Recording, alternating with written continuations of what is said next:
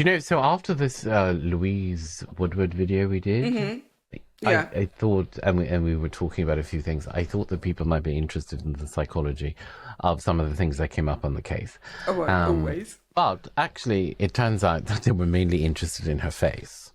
Oh, Um, Specifically, the fact that she smiled while talking about the baby. I have had messages about that, like direct messages. I did see people saying that about her. She's smiling. She must be guilty, kind of, as if grief has got this kind of set choreography. That choreography, right? Yeah, Exactly. right. But what people saw there was what psychologists call incongruent effect. When the emotion on your face doesn't match the situation.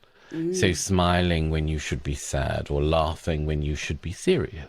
Right, like when someone giggles during a funeral, and because I'm terrible for it. You can feel the tension in the air, and suddenly it's contagious. Yeah, it is. And there was a couple of comments about that, Oh, that really? people Yeah. were giggling in funerals, that they were laughing out loud. But it's not because people find death amusing. No. It's that the emotional system and the motor system go out of sync. Right. So under stress, the brain releases conflicting signals. And the limbic system, which part of generates the emotion, fires one thing, while the motor cortex, responsible for the facial expression, fires another. Now, they're meant to be coordinated by the prefrontal cortex, the bit that regulates and interprets emotion. But when they're overwhelmed, Yeah. that regulator falters. Right. And so your body ends up doing the kind of emotional equivalent of, I suppose, tripping over itself, tripping over your own feet. Yeah, precisely that. It's kind of okay. like this emotional short circuit. So the smile or the laugh isn't joy, it's the body's pressure valve. So when feelings are too big or too complex, the nervous system finds the quickest way to discharge that energy. Right. And sometimes that looks like laughter, sometimes tears, sometimes freezing. Right, that makes total sense when you think about how people react to shock, don't they? Doesn't it? Sorry, Right. rather.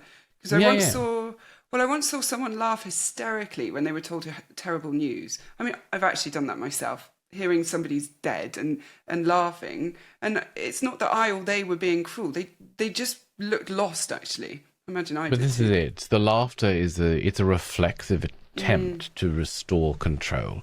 So it's not a choice. They're not choosing to laugh. No. And the same mechanism explains why people cry when they're happy. So the physiological systems for intense positive and intense negative emotions overlap. So the brain doesn't have a dedicated happiness switch or a dedicated grief switch. So it uses shared neural pathways. And when they're overloaded, those signals cross. Right. Oh, I've got so many questions. So we cry at weddings. Well, I have. I just think that we cry at everything. Like we can cry, but that maybe Not that's everyone, Helen. Go on. maybe we'll talk about that afterwards. But we cry at weddings then because we're overloaded, not because we're secretly devastated that the person's getting married. More or less. Right. More or less. It depends on the context, I suppose. Maybe But the yeah, I mean, relationship. the parasympathetic and the sympathetic nervous systems fire together. And even though they're supposed to alternate, sometimes they don't. You get joy and stress happening simultaneously. Right. So the body Yes. responds with tears, partly to downregulate this arousal. So it's a stabilizing act. Oh, okay. So, and in a courtroom, then, if we're thinking about Louise Woodward, that mix must be extreme, because you've got fear, shame, public scrutiny, like huge mix. So extreme. Yeah. You're trying to remember facts under extreme pressure. You're trying to control tone. You're trying to monitor reactions. Every single one of your systems is overloaded. And that's why incongruent effect shows up there so often, shows up in courts when we see people on the stand. That's why it shows up so often, because the stakes are incredibly high. Yes. But the body doesn't always understand which emotion to show. Right. Yet people watching think the mismatch means something, like whether it's deceit, guilt, indifference of some kind. Right, because we've been trained to equate expression with truth. We believe that if you're sincere, your face will cooperate. Yes, we have. And I mean, I've said so many times that deceit is one of the most difficult things to read. Sure. Because emotion isn't that tidy, you know? You have to remember that expression is just motor behavior filtered through social learning. Yes. Yes, I've been reading about this a little bit. And you mean that we're taught to smile when we meet someone Right. and to look sad at bad news, and so look like we're taught what to do with our face. Right. So we learn these display rules from infancy. Right. But those rules collapse under pressure. And the problem is when they collapse in public, we interpret that as moral failure. So Yeah. Louise Wordsworth's smile became a symbol of character rather than physiology. Right, and particularly because she was young, female, and supposed to look nurturing, right? People expect maternal warmth, not odd or incongruent expressions. Yeah, the female has to be nurturing is definitely one of them, you know. Social expectations amplify the judgment. So men are allowed stoicism. Of course, yeah.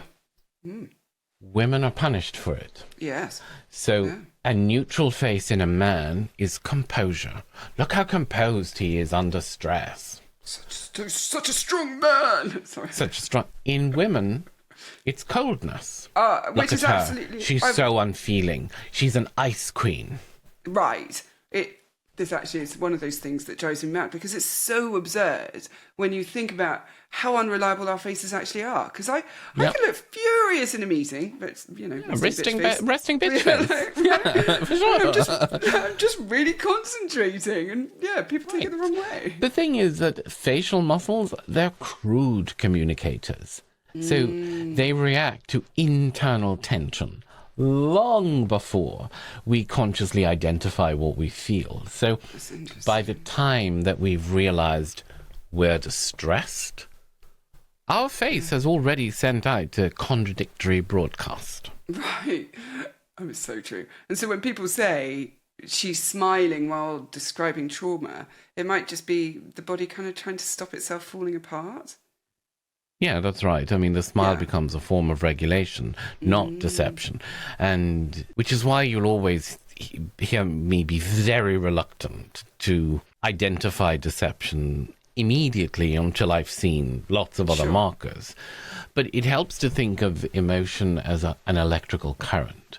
When the voltage strikes, the system disperses however it can, through laughter or fear or sometimes even stillness. Sometimes people go rigidly still. Right. It's a bit like water will find its way. You know, whichever route it can get to, it'll find This is it. the way to. Yes, Right. exactly that. Yeah. Okay. So, well, I mean, this quite nicely and neatly brings us to cute aggression. Which we talked about. I actually love cute aggression. Me It's too. the opposite expression of the same principle. So it's Right. totally opposite of the same principle. So you see a baby or a puppy and you feel this overwhelming urge to squeeze it, right? You know, but that's another case of competing neural signals. The caregiving system floods the brain with dopamine and oxytocin, producing this intense affection. But when that activation overshoots, the brain adds in aggression to moderate it. Oh, so that kind of... Go on, sorry. No, go on. It's just like, I don't know, it's like adding milk to tea because that's too strong. Something You're just like watering that. You know it what I down mean? a bit, like just making exactly. it easier to tolerate it a little bit. Yeah. Oh, so like a counterbalance. It is, Right? yeah. Yeah, okay. So that kind of whole thing of like, I could just eat you up, it's not as sinister as it sounds. No, it's not sinister at all. It's basically the nervous system applying a brake, you know. These positive emotions can actually feel just as dysregulating as negative ones.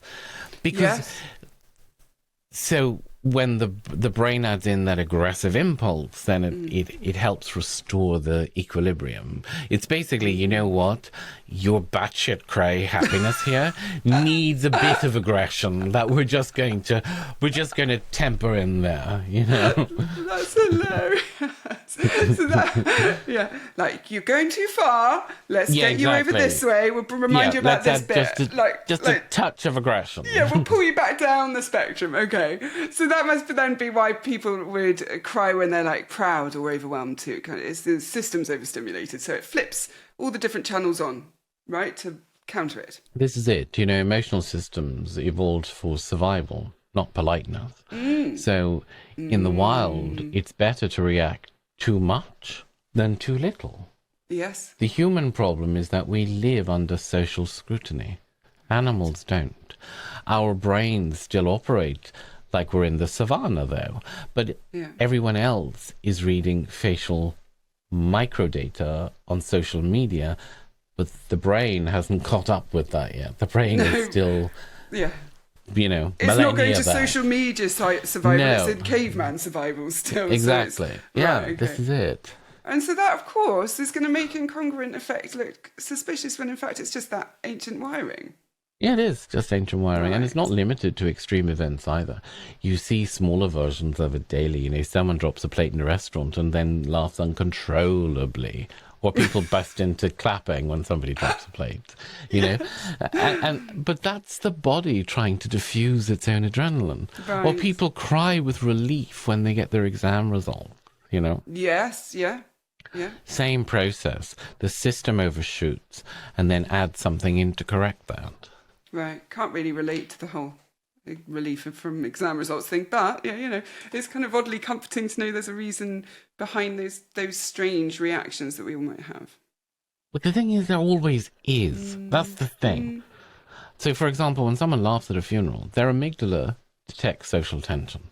It activates the sympathetic nervous system, fight, flight, or freeze. And then laughter can be an unconscious attempt to convert the threat into play. So it signals to the brain, I'm safe, it's okay, even if the context says otherwise. Like, you shouldn't laugh in a funeral. But, I mean, nobody has told the brain that. No, and the brain's just like, I feel rubbish and I want to get rid of that feeling, so we'll do that by laughing at the most inappropriate moment when everyone thinks you're a raging bitch. Yeah, no, familiar. So crying when happy then... could be like the inverse, actually. It's signalling distress to calm the body in that way. And that's totally it, because tears activate the parasympathetic recovery responses, which essentially, they literally lower the physiological arousal. So the brain doesn't care why it's aroused. Right. It just wants to return to its baseline. This is so good to know, because all these like odd contradictions, smiling when sad or crying when joyful, laughing when afraid, they're the body's way of just finding a balance. Right. This is exactly it. You know, incongruent effect isn't irrational. It's a stabilizing feedback loop that it just, you know, that happens to look socially inappropriate. But this makes so much sense for the body to do, or the brain to do that, to counter, like you said, add milk to the tea, to reduce the flavour.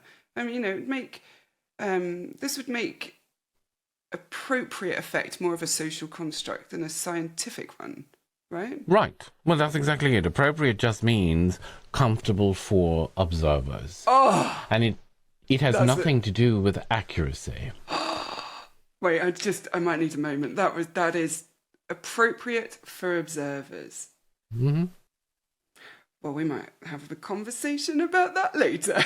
But, like, Louise then, if we're going on this then, appropriate for observers, her laughing then, she never stood a chance because her expression was off script and that became the story, that she's smiling about someone dying, a baby dying. Yeah.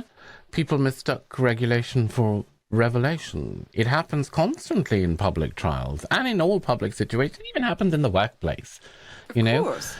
The court or the workplace wants coherence, but the brain delivers chaos. Right. And then the rest of us sitting at home judge the chaos and as evidence, as proof, fact. Well, right? because it feels intuitive. We've evolved to detect incongruence as a warning. In early humans, a mismatch between words and expression might mean danger. Of And course. that was very helpful and really Sure. important. But in modern context, that instinct misfires badly a lot of the Well, time. and also we've put all that social filtering on as well. We end up treating biology like morality based on that We filtering. moralize what's actually really just mechanical. You know, it makes me think of that thing that we do when someone's crying and we say, oh, well, some people say, I don't, because, you know, that's not my job. But we smile and say, come on, don't cry, because we're uncomfortable with the raw emotions. So we try to tidy it up. We put it in a box. Yeah, that's called social smoothing. We're wired to regulate others as well as ourselves. And that's why watching Incongruent Effect feels jarring. It violates the social agreement Right. that feelings should make sense. Which, of course, they almost never do. No, but we keep pretending it's part of our survival strategy, appear coherent, even if you're imploding. Right. But also that's so subjective. And if your face happens to kind of betray you in this process, well, you might end up in the news, right? You probably will end up on the news or certainly on social media, you know. Oh my The God. thing is that the tragedy is that incongruent effect often marks someone who's barely holding it together. Right. Not someone cold or cruel. This is the thing. Oh, this is so frustrating because it's the human equivalent of an overloaded circuit breaker, right? That's exactly what it is. That's a perfect metaphor. You know, the lights flicker, but it's not malice. It's maintenance.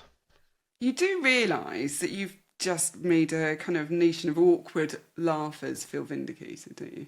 Good. They deserve it. They've no Right. control over it. Right, so next time someone smiles at the wrong moment or bursts out laughing in church, We should just assume that their brain's doing emergency rewiring, not confessing sin. Very good, I like that. Very good. Yeah, because it's true, though. You know, emotion and expression aren't twins. They're Right. distant cousins who occasionally meet at weddings and ruin the photos or funerals, you know. That's quite an image, Paul, I like that. Yeah, you see? That laughter's probably incongruent, too. But, you know, there you go. Possibly. Just relief, maybe. But either Yeah, way, maybe. it proves the point. We're all misfiring constantly, and the only difference is who's watching. Yeah.